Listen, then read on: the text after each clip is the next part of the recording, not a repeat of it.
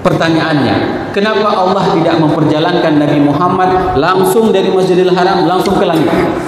Assalamualaikum warahmatullahi wabarakatuh. Saya sedang bersama dengan guru kita, sahabat kami, senior saya di Al-Azhar Kairo Mesir, Al-Mukarram Tengku Ustadz Damanhur Abbas. Jangan lupa ikuti kajian beliau. Yang tidak bisa, jangan ketinggalan ikuti kajian online beliau di channel Ustadz Damanhur Abbas Official. Subscribe, like, and comment.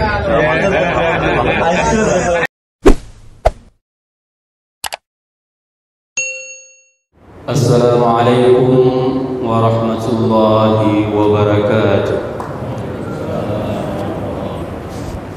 Alhamdulillahilladzi asra bi'abdihi laylan minal masjidil haram ila al-masjidil aqsa alladzi barakna hawlahu linuriyahu min ayatina innahu huwas samiul basir. Asyhadu an la ilaha illallah lahu da'watul haqq حريص عليها وأوجب تبشيري بها ولتكن منكم أمة يدعون إلى الخير ويأمرون بالمعروف وينهون عن المنكر وأولئك هم المفلحون وأشهد أن محمدا عبده ورسوله بلغ الرسالة وأدى الأمانة ونصح الأمة وكشف الغمة حتى آتانا اليقين ليلها كنهارها لا يزيغ عنها إلا هالك. اللهم صل على سيدنا محمد النبي الأمي الحبيب المحبوب العلي القدر العظيم الجهد وعلى أزواجه أمهات المؤمنين وذرياته وآل بيته وأصحابه أجمعين. رب اشرح لي صدري ويسر لي أمري واحلل عقدة من لساني يفقهوا قولي. أما بعد. Marilah pertama-tama kita panjatkan puji dan syukur kita kepada Allah yang telah memberikan nikmat iman kepada kita sehingga kita dapat melaksanakan salat Isya berjamaah sembari beriktikaf di tempat yang penuh dengan keberkahan ini. Ini merupakan salah satu yang nikmat masih Allah berikan kepada kita, di mana masih banyak saudara-saudara kita yang berada di luar masjid ini mendengarkan suara panggilan pada saat Isya tadi, akan tetapi hati mereka tidak bergerak untuk melangkahkan kakinya untuk melaksanakan panggilan dari Allah. Ini merupakan salah satu nikmat yang masih Allah berikan kepada kita. Semoga nikmat tersebut senantiasa Allah berikan kepada kita hingga akhir daripada ajal kita. Salawat dan salam mari sama-sama kita panjatkan kepada junjungan kita Nabi besar Muhammad sallallahu alaihi wasallam yang telah memberikan ilmu pengetahuan kepada kita sehingga kita hidup di dalam tatanan sebagaimana yang diajarkan oleh baginda Rasulullah sallallahu alaihi wasallam.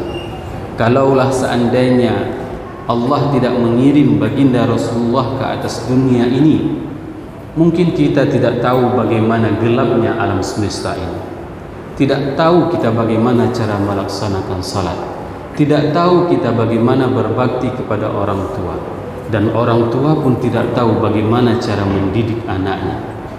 Ini merupakan salah satu nikmat yang Allah berikan kepada kita pada saat kita hidup dalam keadaan Islam, lahir dalam keadaan Islam, dan Allah memberikan baginda Rasulullah SAW sebagai petunjuk kepada kita semuanya. Oleh sebab itu, jemaah yang dirahmati Allah, senantiasalah memperbanyak selawat kepada baginda Rasulullah SAW. Agar apa? Agar kita tertanam di dalam jiwa kita kecintaan kepada baginda Rasulullah SAW, sehingga semua jamaah yang berhadir pada malam yang berbahagia ini merupakan di antara umat Nabi Muhammad yang akan diberikan syafaat kelak pada hari akhirat dan akan disuguhkan air dari telaga Kausar dari tangan yang mulia tersebut. Allahumma amin. Yang saya hormati Tunku Imam Syekh, Tunku Imam Gampung, Bapak Gesik beserta perangkatnya, dan Tuhaput beserta perangkatnya, seluruh aparatur desa, dan kepada panitia yang telah mempercayakan saya untuk memberikan tausiah pada malam memperingati Isra Mi'raj. Peringatan ini sebenarnya ada dua hal yang memang harus kita pisahkan. Yang pertama sekali, pada saat kita bercerita tentang Isra dan Mi'raj adalah perjalanan Isra, yaitu perjalanan dari Masjidil Haram ke Masjidil Aqsa. Setelah itu perjalanan berikutnya itu adalah yang dinamakan dengan Mi'raj, yaitu perjalanan dari bumi menuju ke langit dan Sidratul Muntaha. Ini merupakan dua hal yang terpisah. Para mufassirin dan para ulama semuanya bersepakat, apabila ada di antara orang-orang Islam yang tidak mempercayai keberadaan Isra, maka dia itu adalah kafir. Namun tentang Mi'raj berbeda pendapat para ulama. Sebelum kita membahas perjalanan tentang Isra tersebut dan Mi'raj, maka kita perlu melihat kembali apa yang dinamakan dengan flashback. Flashback itu adalah bagaimana kita melihat, menapak tilas kenapa bisa terjadi seperti ini. Pertama sekali, pada saat Rasulullah SAW mendeklarasikan dakwahnya secara terang-terangan, maka pada saat itu mulailah orang-orang kafir Mekah mulai mengintimidasi gerakan dakwah Rasulullah SAW. Sehingga apa yang terjadi? Banyak di antara sahabat itu yang disiksa secara fisik maupun secara mental. Salah satu sahabat yang disiksa secara fisik itu adalah Utsman bin Affan radhiyallahu anhu. Bagaimana orang-orang kafir menyiksa sahabat Rasulullah? Utsman digulung di dalam tikar. Setelah itu dia dibakar dari bawahnya api. Coba bayangkan, mereka perjuangan para sahabat itu pada saat mendeklarasikan dirinya beriman kepada Allah itu penuh dengan perjuangan dan berdarah-darah. Tidak dengan seperti kita hari ini. Pada saat kampung membuat pengumuman untuk menghadiri Isra Mi'raj saja, masih banyak warga desa yang tidak mau hadir. Kalau dulu mereka pada saat menyatakan keimanannya, maka mereka itu akan dibakar oleh orang-orang kafir. Ini adalah salah satu bagaimana perjuangan para sahabat pada saat mereka mendeklarasikan diri mereka beriman kepada Allah dan kepada Rasul. Intimidasi itu terus berlangsung sampai-sampai ada ancaman kepada Rasulullah akan dibunuh. Sehingga apa yang dilakukan? Rasul itu diproteksi, dilindungi oleh pamannya Abu Talib. Abu Talib memberikan tempat tidurnya kepada baginda Rasulullah SAW. Wahai ponakanku, tidurlah engkau di tempat tidurku, dikarenakan mereka orang-orang kafir tersebut akan mengincarmu dan akan membunuhmu. Maka jika engkau tidur di atas tempat tidurku, mereka tidak akan pernah berani untuk menyentuhmu. Namun apa yang terjadi? Sang paman yang selalu membackup dakwah Rasulullah SAW dipanggil oleh Allah. Ini merupakan pukulan yang terberat bagi baginda Rasulullah SAW. Di saat pamannya yang melindunginya, yang memproteksinya, dan tidak ada orang kafir di Mekah yang berani menyentuh Nabi Muhammad, namun orang tersebut dipanggil oleh Allah. Bayangkan bagaimana rasa sedih yang dirasakan oleh baginda Rasulullah pada saat orang yang melindunginya itu dipanggil oleh Allah. Dan pada tahun yang sama pula, Bapak Ibu jemaah yang dirahmati Allah, istri tercinta Ibunda Khadijah radhiyallahu anha dipanggil oleh Allah. Kecintaan Rasulullah terhadap Ibunda Khadijah itu sungguh luar biasa, sehingga banyak buku yang menulis tentang cintanya tersebut dan mengungkapkan dengan bahasa the real love story, the real love story of Muhammad. Itu mengungkapkan bagaimana kecintaan Ibunda Khadijah kepada baginda Rasulullah SAW pada saat Rasul menerima wahyu pertama. dengan tubuh gemetaran, menggigil. Begitu melihat Ibunda Khadijah, apa yang terjadi? Rasa khawatir yang dimiliki oleh Rasulullah tersebut itu hilang 50%. Begitulah suasana rumah tangga seorang istri yang mampu menyejukkan hati suaminya. Seorang istri yang mampu membuat hati suaminya tenang. Bukan hanya ketenangan hati yang diberikan oleh Ibunda Khadijah kepada Rasulullah, akan tetapi seluruh harta, jiwa itu dikorbankan untuk perjuangan agama Islam. Sehingga di dalam kitab Manaqib Khadijatul Kubra itu disebutkan bagaimana perjuangan Ibunda Khadijah. Pada saat beliau tidak mempunyai apapun lagi untuk disumbangkan memperjuangkan agama Allah ini, maka Ibunda Khadijah mengatakan kepada Rasulullah SAW, "Wahai Rasulullah, apabila aku nanti telah mati dan engkau sedang memperjuangkan agama Allah ini dan engkau tidak mempunyai apapun lagi, maka congkellah kuburku. Congkellah kuburku, ambillah tulang belulangku, gunakanlah untuk kau perjuangkan agama Allah ini." Begitulah cintanya Ibunda Khadijah kepada Rasulullah SAW. Hari ini sejauh apa cinta kita kepada Allah dan kepada Rasul? Hari ini seberapa besar pengorbanan kita kepada Allah dan kepada Rasulnya? Adakah setara seperti itu? Ini adalah sebuah pertanyaan yang harus kita jawab, di mana kita akan merefleksikannya pada malam ini. Merunut kembali sejarah bagaimana kecintaan, bagaimana pengorbanan orang-orang terdahulu, para sahabat terhadap agama Allah ini. Setelah meninggalnya Ibunda Khadijah, maka Rasul pada saat semua penduduk Mekah menutup pintunya, tidak ada yang mau menerima dakwah Rasulullah. Rasul mendengar bahwasanya ada satu bani yang berada di Taif yang bernama Bani Saqif, itu akan menerima dakwah Rasulullah SAW. Bayangkan, perjalanan ke Taif itu melebihi 70 km dan Rasul menempuhnya dengan jalan kaki. Agar apa? Agar tidak diketahui oleh orang-orang kafir Mekah. Kalau seandainya mereka mengetahui, mereka akan menghadangnya.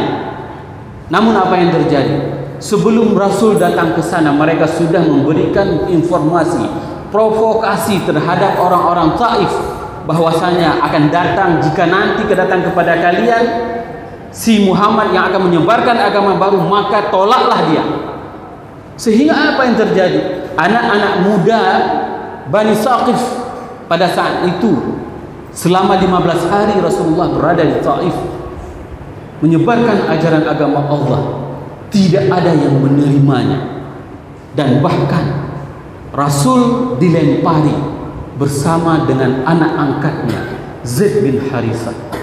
Bayangkan, siapa hari ini yang pernah berdakwah pada saat berdiri di depan seperti ini, tiba-tiba jamaah semuanya melempar ustaznya?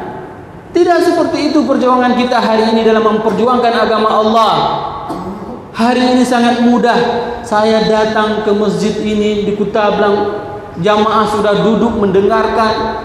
Ini adalah sebuah nikmat yang Allah berikan kepada kita.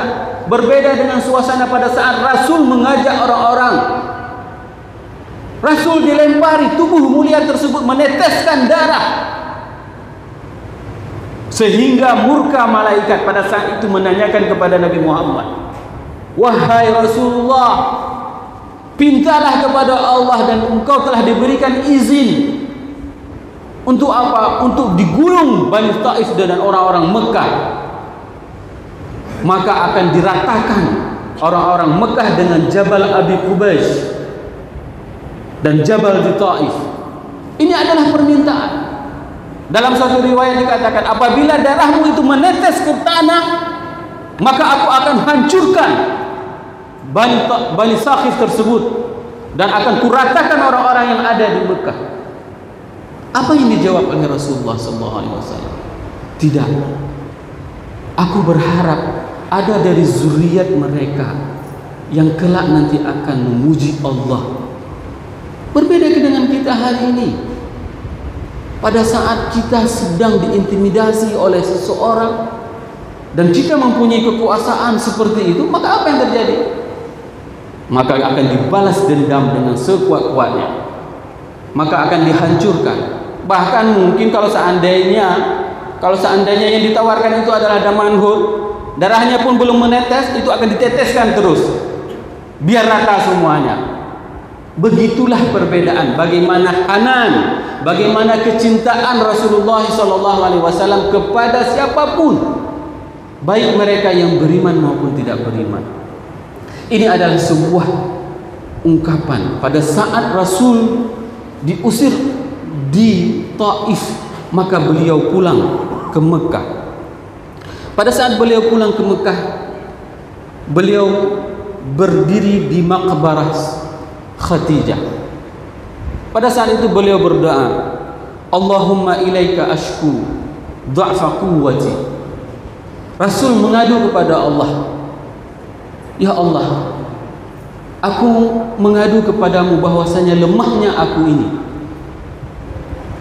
Aku ini adalah seorang hamba yang mengajak umatmu untuk bisa mengenalmu, untuk bisa mengenal Rasulmu, agar mereka tidak diazab kelak nanti di hari akhirat.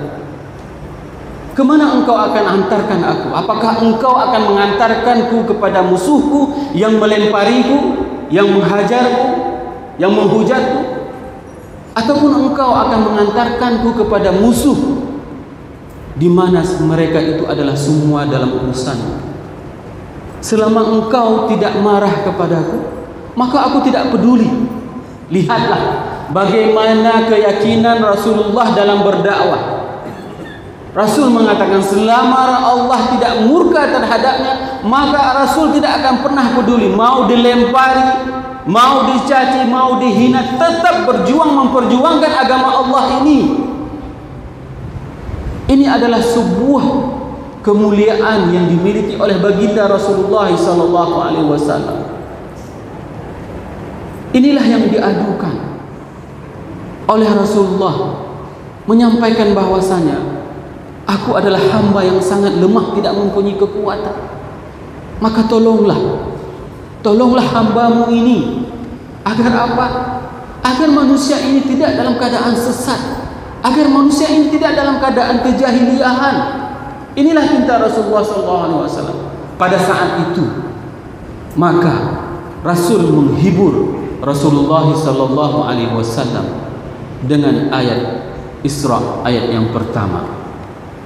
Subhanalladzi asra bi 'abdihi lailan minal masjidil haram ilal masjidil aqsa alladzi barakna haulahu linuriyahu min ayatina innahu huwas samiul basir.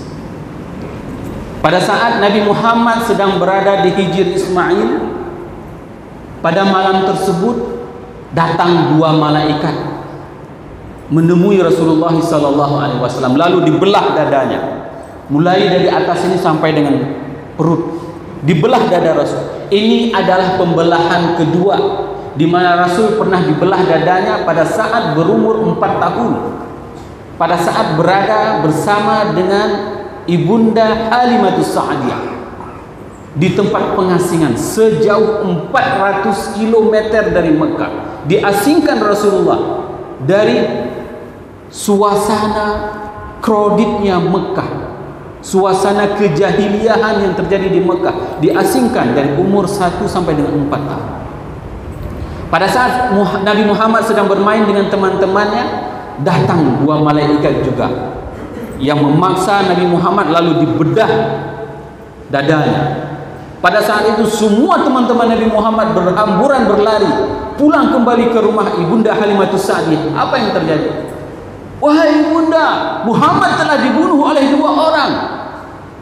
Maka rasa takut yang sangat luar biasa yang dirasakan oleh ibunda Halimatus Sa'diyah pada saat itu. Sehingga apa? Sewaktu pulang Nabi Muhammad, terlihatlah wajahnya begitu ceria, wajahnya begitu bersinar. Dan pada saat malam itu itulah terjadi pembedahan kedua. Rasul dibelah dadanya, lalu dicuci jantungnya, ditempatkan di dalam bejana emas yang berasal dari surga dan dicuci dengan air Zam-Zam. Setelah dicuci, maka pada saat itu dikembalikan lagi jantungnya ke dalam badan Rasul lalu dijahit, sehingga Anas bin Malik mengatakan bahwasanya aku melihat bahwasanya dada Rasul itu seperti terjahit. Bayangkan teknologi pada saat itu, pada saat belum ada sistem pembedahan, tidak ada spesialis bedah, tapi Allah sudah menampakkan kecanggihan teknologi yang pada saat dijahit bisa langsung kering dan bisa langsung sembuh. Dan Anas juga mengatakan bahwasanya perut Rasul itu adalah rata dengan dadanya. Ini menandakan siapapun di antara kita yang mempunyai perut offset, perut yang lebih ke depan, itu menandakan kita tidak mengikuti Rasulullah SAW. Maka jangan cuma mengaku ikut sunnah Rasul pada saat menikah dua, akan tetapi ikutilah semua sunnah Rasul dalam segala aspek kehidupannya. Salah satunya apa? Rasul perutnya rata dengan dadanya. Dalam riwayat yang lain dikatakan bahwasanya perut Rasul itu berbatu. Dalam bahasa anak muda sekarang, Rasul adalah six pack. Begitulah perut Rasulullah, seorang atletis. Dan ini diriwayatkan bagaimana bentuk fisik Rasulullah SAW. Setelah dibedah, maka datangkanlah sebuah makhluk yang dinamakan dengan burak. Waktu kita kecil, kita sering mendapatkan buku gambar, ada sebuah kuda yang berwajahkan wanita, dan itu tidak benar. Dikarenakan apa? Karena esensi dalam hadis tersebut hanya dikatakan bahwasanya ada sebuah binatang. Binatang tersebut pada saat dihantarkan ke situ untuk dinaiki oleh Rasulullah, dia enggan. Akan tetapi Jibril mengatakan kepada Burak, "Wahai Burak, engkau ini tidak tahu siapa yang akan menaikimu. Ini adalah makhluk yang paling mulia di atas jagat raya." Pada saat itu Burak langsung taat terhadap apa yang dikatakan oleh Jibril. Maka disitulah dimulai kata-kata Allah pada saat mengatakan Subhanak. Kita sering mengungkapkan kata-kata Subhana, ini adalah sesuatu yang sangat ajaib. Pada saat kita melihat sesuatu yang sangat spektakuler, maka kita mengatakan Subhanallah. Pada saat sesuatu yang ajaib, kita akan mengatakan Subhanallah. Ada sesuatu yang memang sangat luar biasa, maka kita akan memujinya. Dikarenakan apa? Makna Subhana itu adalah tanzih fi zatillah, wa tanzih fi sifatihi, wa tanzih fi af'alihi. Ada tiga hal yang bermakna pada saat kita menyebutkan Subhana. Yang pertama sekali adalah mensucikan Allah pada zatnya, dikarenakan kudrah Allah itu berbeda dengan kudrah kemampuan makhluk.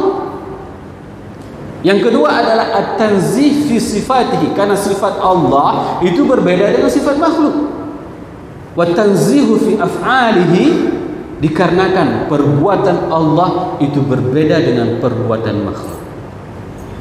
Sampai dengan hari ini tidak ada teknologi yang bisa menjelaskan bagaimana canggihnya perjalanan Nabi Muhammad SAW dari Masjidil Haram menuju ke Masjidil Aqsa. Jarak tempuh 1250 km. Dulu orang-orang kalau seandainya melakukan perjalanan melalui onta, maka mereka akan menempuh waktu 15 hari pergi dan 15 hari pulang. Pertanyaannya, kenapa Allah tidak memperjalankan Nabi Muhammad langsung dari Masjidil Haram langsung ke langit? Jawabannya ingin dijelaskan kepada semua kita hari ini bahwasanya ini adalah perjalanan darat. Perjalanan darat ini akan membuktikan bahwasanya Rasul benar-benar menjalankan perjalanannya, sehingga bisa mendeskripsikan, bisa menjelaskan Baitul Maqdis itu seperti apa, Palestina itu seperti apa, perjalanan waktu pulang kafilah itu seperti apa. Itu yang dijelaskan oleh Rasulullah kepada orang-orang yang ada di Mekah pada saat itu. Maka dibuatlah perjalanan darat terlebih dahulu. Sesampai di Baitul Maqdis, Rasul menambatkan buraknya. Ada yang dinamakan dengan Tambatul Mekah, tempat tambatan para anbiya.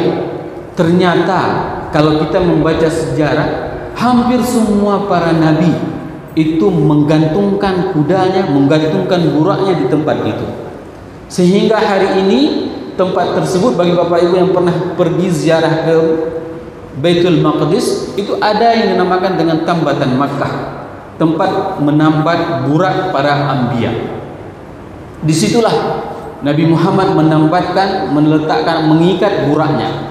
Setelah salat diikuti oleh para anbiya, maka pada saat itu Nabi dinaikkan ke langit. Yang menjadi pertanyaan adalah, Nabi tidak berjalan dengan sendirinya. Oleh sebab itu Al-Quran mengatakan, Alladzi asra bi 'abdihi, yang memperjalankan hambanya. Berarti Nabi Muhammad bukan berjalan sendiri, akan tetapi mengikuti kaedah dan hukum ketentuan Allah dalam berjalan. Salah satu logika yang paling terpenting pada saat kita menjelaskan bagaimana mungkin dalam satu malam bisa pergi ke Baitul Maqdis, setelah itu naik ke langit, turun kembali dan pulang ke Mekah. Bagaimana mungkin? Hal yang paling gampang. Saya pernah melakukan perjalanan dari Jakarta menuju ke London melalui airport Soekarno-Hatta. Perjalanan menggunakan pesawat Garuda Direct 14 jam. Terbang dari Jakarta Soekarno-Hatta menuju Heathrow London 14 jam. Di dalam pesawat tersebut saya berada di jendela. Saya melihat di dalam jendela tersebut ada semut yang sedang berjalan.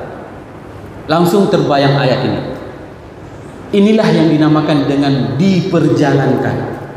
Sehingga kalau seandainya semut tersebut punya umur panjang, setelah dia pergi ke Heathrow London, setelah itu dia kembali lagi dengan pesawat yang sama, bercerita kepada semut yang ada di Jakarta, apa yang dikatakan oleh semut yang di Jakarta? Ulok. Ulok yang bohong. Mana mungkin kamu melakukan perjalanan ke London dalam beberapa hari, lalu kamu kembali lagi. Inilah yang dinamakan dengan miqyas. Kita menganalogikan kemampuan kita dengan kemampuan Allah. Tidak akan pernah masuk. Kalau dalam bahasa itu dikatakan it doesn't make sense. Tidak akan pernah masuk akal kita kalau seandainya kita mau mengukur kemampuan kita dengan kemampuan Allah. Maka ukurlah hal tersebut adalah dengan kemampuan Allah, karena Allah lah yang memperjalankan Nabi Muhammad. Alladzi asra bi 'abdihi lailan minal masjidil haram ilal masjidil aqsa. Perjalanannya itu adalah di malam hari. Malam hari itu merupakan salah satu suasana yang paling tepat, yang paling hening. Oleh sebab itu, kalau seandainya ada di antara tubuh ini yang tidak bisa menggunakan keheningan malam untuk mendekatkan dirinya kepada Allah, maka tubuh tersebut diibaratkan bagaikan bangkai. Hati-hati Bapak Ibu jemaah yang dirahmati Allah. Pada saat kita mempunyai tubuh, katakanlah yang sehat, yang gagah, akan tetapi tubuh tersebut tidak bisa kita menggunakan keheningan malam untuk kita syukuri terhadap nikmat yang Allah berikan dengan bangun salat tahajud, memuji Allah, mensyukuri terhadap nikmat yang Allah berikan, maka tubuh tersebut diibaratkan bagaikan bangkai. Ini adalah salah satu kenapa harus perjalanannya di malam hari. Selain itu, di antara hikmahnya itu adalah bahwasanya perjalanan malam hari ini tidak bisa dilihat oleh orang banyak. Sehingga perjalanan ini dinamakan dengan perjalanan hal yang gaib, tidak ada orang yang mengetahuinya. Maka pada saat ayat ini dibacakan kepada orang-orang kafir Mekah, pada saat itu mereka itu sangat bahagia, bukan bahagia menerima, akan tetapi orang-orang kafir Mekah mengatakan bahwasanya inilah kesempatan kita mengatakan kepada orang-orang semuanya, selama ini ternyata Muhammad itu memang pembohong. Itu yang dikatakan oleh orang-orang kafir Mekah. Ternyata dia memang bohong. Bagaimana mungkin dia melakukan perjalanan dalam satu malam ke Baitul Maqdis, naik ke langit langsung pulang lagi? Pasti orang-orang Mekah tidak akan mempercayainya. Ini yang dikatakan oleh orang-orang kafir Mekah. Pada saat itu mereka mencoba untuk memprovokasi, menyampaikan berita tersebut, dan ternyata yang mendengar pertama sekali, yang diprovokasi pertama sekali itu adalah Abu Bakar Siddiq.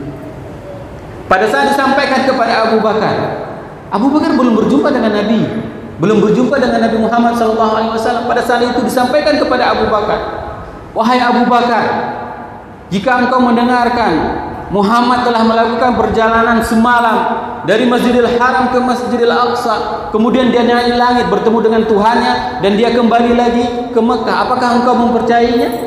Apa yang ditanyakan oleh Abu Bakar? Apakah perkataan tersebut keluar dari mulut Muhammad? Ya, perkataan tersebut keluar dari mulut Muhammad. Maka Abu Bakar menjawab, amantu bih, aku beriman terhadap apapun yang dikatakannya. Oleh sebab itu Rasul memberikan gelar kepada beliau adalah As-Siddiq, orang yang sangat mempercayai apapun yang dikatakan oleh Allah dan Rasul. Hari ini mungkin kalau seandainya berita tersebut, ayat tersebut, kita yang mendengarnya, mungkin juga kita termasuk di antara orang-orang yang menanyakan kepada Rasulullah, apa benar bahwasanya engkau telah melakukan perjalanan tersebut? Karena ada di antara orang-orang yang beriman, di antara para sahabat juga menanyakan seperti itu kepada Rasulullah. Apa buktinya wahai Nabi Muhammad bahwasanya engkau telah melakukan perjalanan ke Baitul Maqdis? Itu yang ditanyakan kepada Nabi Muhammad. Lalu Rasul menjelaskan bagaimana bentuk Masjidil Aqsa tersebut, sehingga bagi sebagian orang yang sudah pernah melakukan ke Masjidil Aqsa, perjalanan ke Masjidil Aqsa, mereka mengatakan, oh benar, ternyata engkau telah pergi ke sana. Bayangkan, tidak ada teknologi, tidak ada Twitter, tidak ada Facebook, tidak ada YouTube. Tapi pada saat mereka mendengarkan apapun yang disampaikan oleh baginda Rasulullah, maka mereka mengatakan, amantu bih, aku beriman terhadap apapun yang engkau sampaikan wahai baginda Rasulullah. Dan di antara mereka ada juga yang menanyakan, apa bukti lain bahwasanya engkau telah melakukan perjalananmu dari Masjidil Haram ke Masjidil Aqsa dan kembali lagi. Pada saat itu Rasul mengatakan kepada orang yang bertanya tersebut bahwasanya akan masuk Mekah satu kafilah, di mana mereka kehilangan satu ekor unta, dan unta tersebut ditunjukkan oleh seseorang sehingga unta itu bisa kembali lagi. Sesampai kafilah yang disampaikan oleh Rasulullah ke Mekah, lalu mereka menanyakan kepada kafilah tersebut, apakah tadi kalian ada kehilangan seekor unta dan kembali lagi untanya? Iya. Ada yang menyatakan bahwasanya unta tersebut hilangnya di sini. Bagi orang-orang yang mendengarkan seperti ini dan mereka mempercayainya, itulah yang dinamakan dengan nikmat hidayah. Inilah nikmat hidayah. Namun nikmat yang paling terbesar itu adalah pada saat berita tersebut dirasakan oleh Abu Bakar. Seharusnya rasa tersebut itu adalah kita rasakan hari ini. Apapun yang kita terima dari apa yang disampaikan oleh Allah dan Rasul, tidak perlu kita untuk menganalisanya lagi. Kenapa? Karena analisa kita itu sangat-sangat terbatas. Pernah mendengarkan sebuah hadis? Sebuah hadis yang dikatakan oleh Rasulullah SAW, apabila kamu terjatuh lalat ke dalam air makanan, maka celupkanlah satu lagi sayapnya. Kenapa? Karena baru bisa dibuktikan secara saintis Ternyata sayap lalat itu ada sisi positif dan sisi negatifnya. Kapan bisa ditemukan?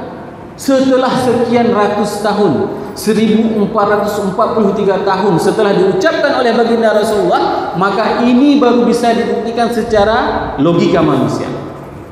Maka jangan pernah berdebat terhadap apapun yang disampaikan oleh Allah melalui Rasulnya. Terimalah secara totalitas, sebagaimana Abu Bakar menerima totalitas apapun yang disampaikan oleh baginda Rasulullah sallallahu alaihi wasallam. Barakna haulah. Para mufassirin mengatakan bahwasanya barakna haulahu itu adalah keberkahan. Keberkahan itu adanya di Masjidil Haram dan di Masjidil Aqsa. Dan ada sebagian, pada saat saya sedang berada dengan salah seorang ulama dari Jawa, beliau mengatakan kalaulah seandainya tidak ada kata-kata barakna haulahu, mungkin Nabi itu tidak bisa melakukan perjalanannya seperti itu. Kenapa?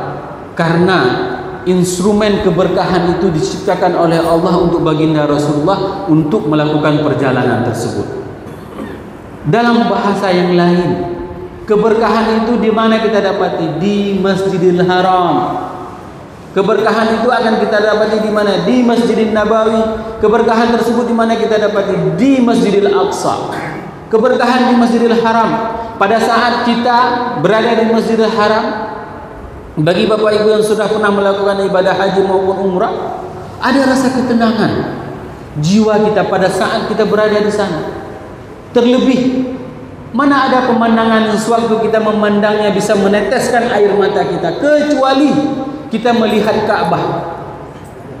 Pada saat kita menatap Ka'bah, terbayang bagaimana indahnya, bagaimana tenangnya, bagaimana sejuknya, bagaimana perjuangan Nabi Ibrahim pada saat meletakkan Nabi Ismail di situ. Tidak ada ghaira zizzar'in, tidak ada tanaman satupun. Kenapa? Liyuqimus salat.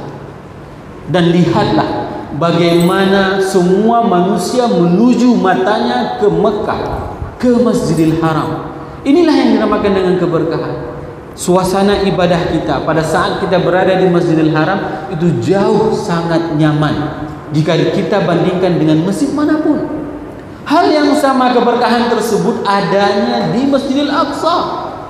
Masjidil Aqsa, coba lihat bagaimana kejamnya orang-orang Yahudi membunuh orang-orang Islam, membunuh orang-orang Palestina. Tapi apa yang terjadi? Orang Palestina tidak pernah habis orangnya. Sehebat apapun dibombardir oleh orang-orang Yahudi, maka negeri Palestina itu tidak pernah putus orangnya. Inilah yang dinamakan dengan keberkahan. Seakan-akan rahim perempuan Palestina itu menghasilkan begitu banyak manusia. Sehebat apapun dibombardir, mereka tidak pernah putus. Ini di antara keberkahannya. Sehingga apa yang terjadi sampai hari ini? Apa yang terjadi hari ini? Anak-anak muda itu tidak dibenarkan untuk salat di Masjidil Aqsa. Masjidil Aqsa itu hanya dibenarkan untuk sebagai tempat turisme. Dijaga ketat oleh tentara-tentara Zionis. Maka ini adalah salah satu yang memang harus kita panjatkan dalam setiap doa kita. Supaya apa? Supaya Palestina itu adalah merdeka. Supaya umat Islam bisa lagi kembali untuk salat di sana. Untuk bisa kembali lagi kejayaan seperti dahulu kala.